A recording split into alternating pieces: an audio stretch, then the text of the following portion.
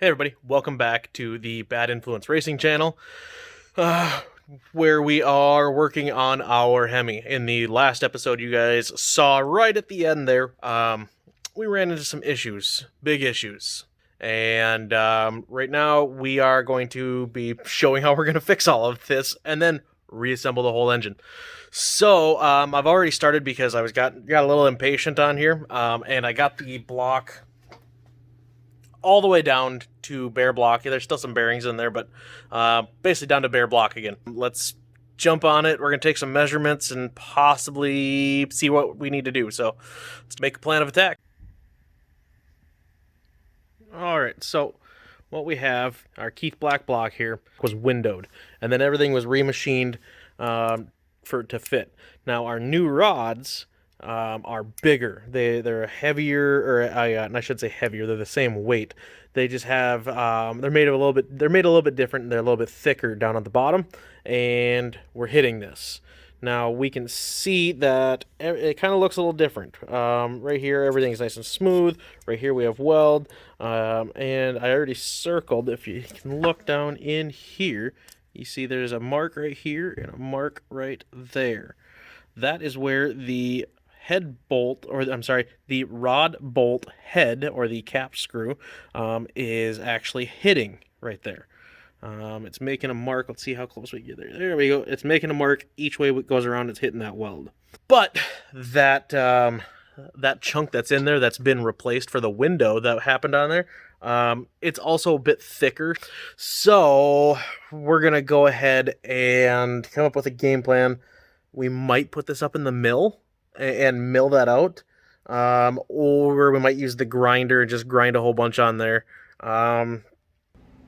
So after a day of figuring out how I want to do this, I figured I'd bite the bullet and just grind it by hand the way I've done it before.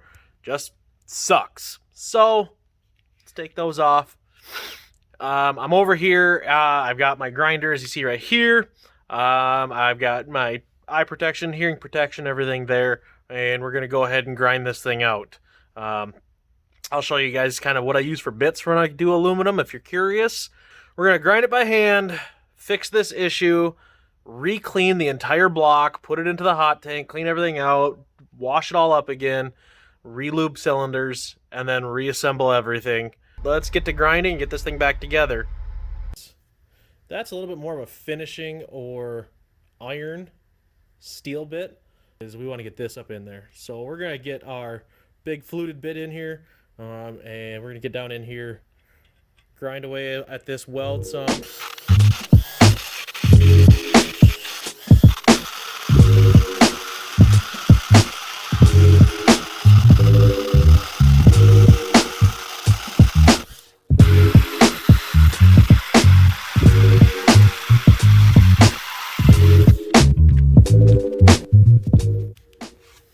There we go. So we got that big area that was right here. Let's grab something here. Oh.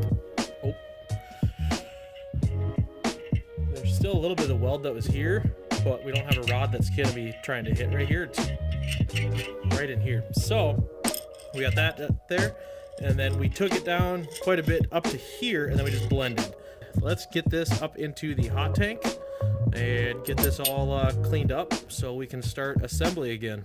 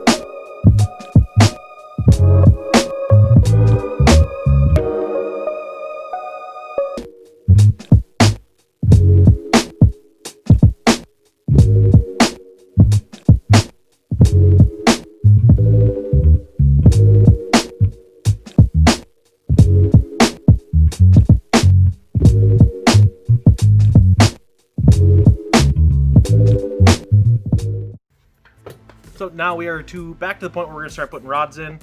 We still have to get the side bolts into this block, and then torque everything up. We'll get the rods in.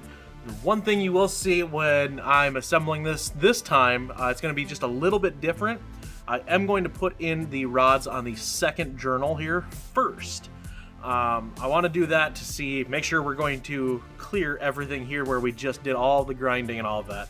So if I do have to take it back apart and do any more, I'm not taking apart everything and possibly, risk hurting a piston ring or anything like that coming in and out on there. So we're going to put those in first after we get everything torqued up on here.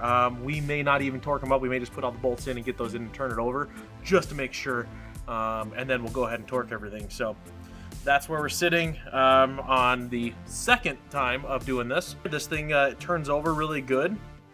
I mean, this is just single finger. I use my little finger. I mean, it's really nice. What we use, for anybody that's curious out there, I've used it for a while. I really like it. It is the Maxima assembly grease on there. I started using this about 2 years ago, roughly. I was using the Lucas Oil assembly lube. The Lucas Oil assembly lube is very good assembly lube. I don't want to talk bad about them. They do a lot with us. The issue that I have with that assembly lubricant versus this assembly grease is when you put it on something and maybe you have an engine that's going to sit for a little while on there, that assembly lube that Lucas has on there wants to drip out, and it can actually kind of squeeze out a little bit on there. And we want it to sit on there and be there for, when we're turning it over for the first time and it doesn't have a whole bunch, maybe it doesn't have oil pressure yet, or who knows, there's a bunch of different, aspects on there. If you're building an engine for somebody else, you don't know how long it's going to be till they fire it up, anything like that. So I like to use that Maxima assembly grease because it sticks on there and it doesn't want to fall off or spread out or drip or anything like that. So that's why we went to that. If you're building something where you're going to be putting it together and firing it up, that Lucas Oil assembly lube is completely fine. So, but that's what we use on there. So we're going to go ahead and get the pistons put back in this and, see if we have all of our clearance set there and keep on moving. Okay, so as you see, we don't even have the cross bolts in yet here. I wanted to get these on and just double check everything on here. And here we are. You can see that's where we were grinding. Gonna come back around here. Plenty of room. Might be hard to see the angle here. Let's see if we can get it back here. Yeah, it's tough to see with the angle, but we actually just put feeler gauges down in there and we had close to 100 thou of clearance there now. So now we can put this thing back together. So there we go. We didn't film putting it all in there. You guys kind of saw some of it before, but we've got the engine back together for a short block. What we're going to go ahead and do is get the camshaft in here probably later this week, and then we'll degree everything on there with the front cover. We have a couple of modifications to our oil pan that we need to do. Maybe we'll talk about that a little bit. We have some shocks that are supposed to show up from Menser this week. We'll definitely show you guys that stuff on there, and kind of get this thing ready to go back in. As you saw, the heads are down at KTRE with Travis Knowlton. I talked to him just the other day. He found some more power in there. We had some sharp edges and this and that, and some throat sizes, etc., that were incorrect and not the way that we wanted them for making this kind of power. So he went ahead, cleaned all that up. Saw we had two valves that were kind of chewed up a little bit, and just he didn't like them, so we got new valves.